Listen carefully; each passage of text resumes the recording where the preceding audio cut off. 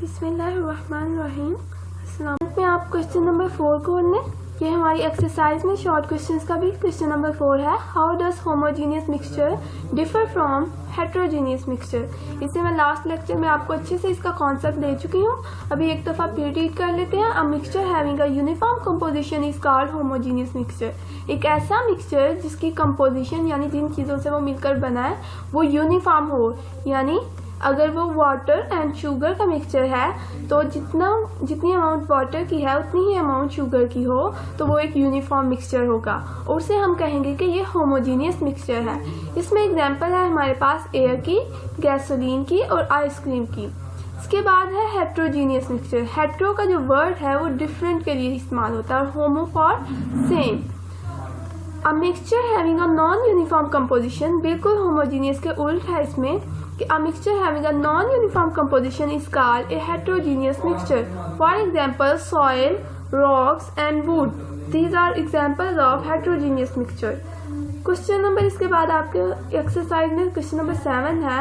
State the 3 reasons why air is a mixture and water a compound. Answer है air is a mixture because it contains 2 or more pure substance. अब जो air है वो मुख्तलिफ gases का mixture है। इसमें कार्बन भी है, ऑक्सीजन भी है, नाइट्रोजन भी है and so many other gases are present in the air. It contains 2 or more pure substances. By physical process it can be separated into simple substance. और एयर को हम इनमें जितनी भी गैसेस हैं उसे हम फिजिकल प्रोसेसेस के जरिए सेपरेट कर सकते हैं। Its composition is not fix, और इसकी कंपोजिशन भी फिक्स नहीं होती। तो इस लिहाज से जब हम देखें कि ये जो 3 प्रॉपर्टीज हमने पढ़ी हैं इनको हमने मिक्सचर की प्रॉपर्टीज में पढ़ा था कि मिक्सचर में ये सब होता है। अगर आपको मैं रिकॉल करवाऊँ लास्ट क्वेश्चन जो हमने लास्ट लेक्चर में किया था, differentiate between mixture and compound, तो इसमें आपने पढ़ा था कि mixture do not have fixed composition, इनकी कंपोजिशन फिक्स नहीं होती और इनको सेपरेट किया जा सकता है। तो अभी एयर की जो हमने प्रॉपर्टीज इस क्वेश्चन के आंसर में रीड की हैं उनमें यही था कि air contain 2 or more substances. By physical process it can be separated and its composition is not fixed. And other is water. Why water is a compound? Reason is that its composition is fixed and inseparable.